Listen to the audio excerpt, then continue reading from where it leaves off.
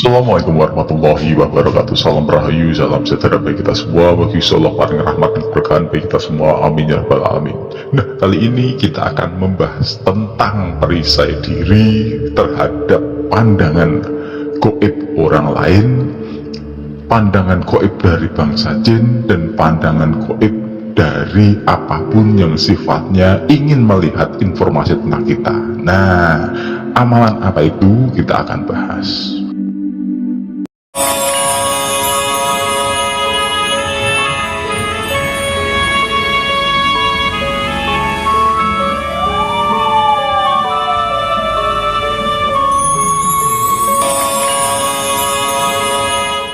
Pertama, dalam dunia metafisik, dunia supranatural dan spiritual, ada suatu amalan untuk membentengi diri agar kita tidak bisa diketahui, dilihat, dan diketahui orang lain, ataupun orang dengan ilmunya, ataupun orang dengan perewangan, ataupun dengan bantuan makhluk lain. Nah, amalan itu apa itu? Ya, kita akan bahas ya. Amalan itu adalah potongan dari surat Yasin ayat ke-9 yang berbunyi A'udzubillahi minasyaitonirrajim, bismillahirrahmanirrahim. Wa ja'alna mim baini aidihim sadaw wa min khalfihim sadan wa aksaynahum fahum la yubsirun. Nah, itu adalah potongan dari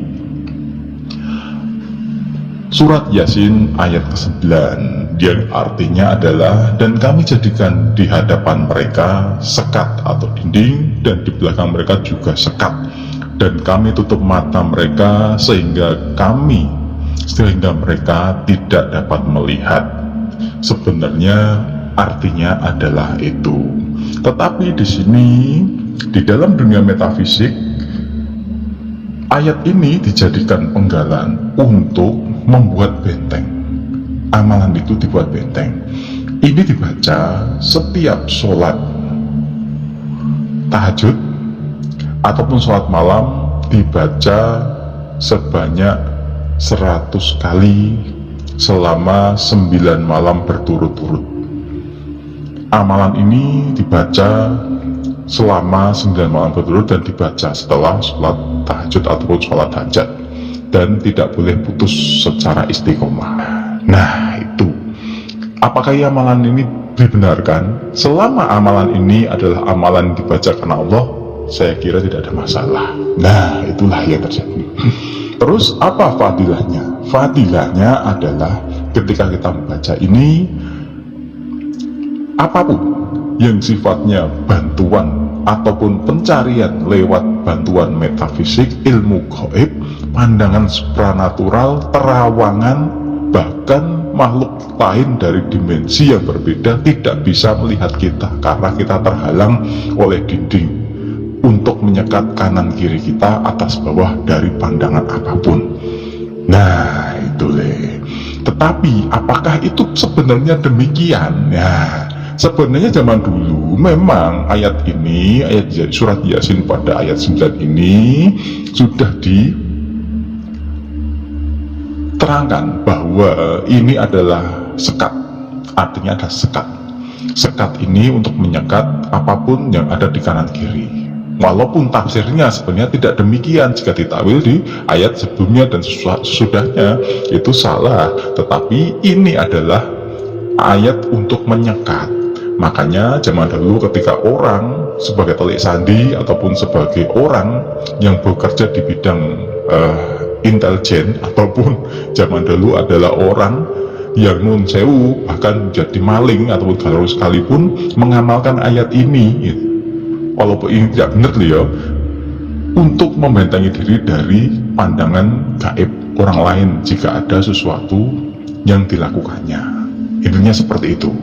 Tetapi apakah benar demikian? Pada tafsirnya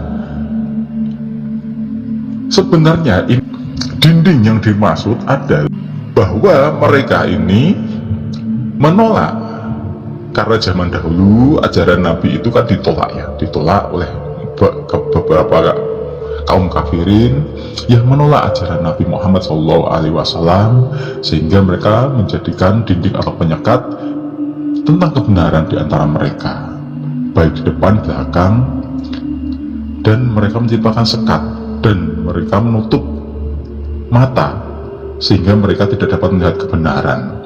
Nah, perumpamaan orang yang enggan melakukan kebaikan dan selalu menolak kebenaran, itulah yang dianggap sebagai orang yang menyekat dirinya sendiri.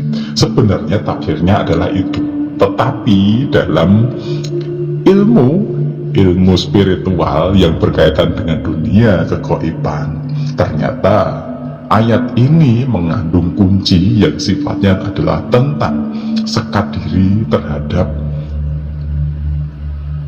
suatu hal yang sifatnya metafisik, supranatural, dan bahkan jika sudah tinggi amalannya, diri kita tidak ada di dalam pencarian orang di dalam dunia metafisik.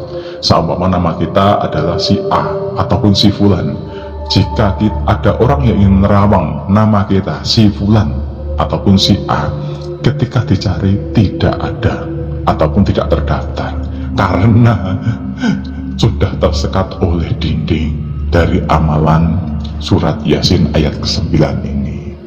Nah, apakah ini dibenarkan? Wallah alam, karena niat kita harusnya tidak boleh untuk keilmuan, tetapi niat kita adalah membaca ini untuk ibadah. Hasil dan nilai plus yang kita dapat dari ibadah ini adalah karena Allah semata, bukan karena amalan kita ingin sakti, tidak ingin diketahui orang lain, ataupun tidak dapat dijangkau oleh penglihatan batin orang lain. Sebenarnya adalah itu. Makanya ketika kita membaca ini, niatkan lillahi ta'ala. Waja'alna min baini aidihim sadan wa min khalfihim sadan wa aksainahum fahum la yubsirun. Bacalah ini terutama komplit ya, komplit. Surat Yasin itu komplit, jangan hanya satu ayat ini, karena hakikatnya nanti jika jenengan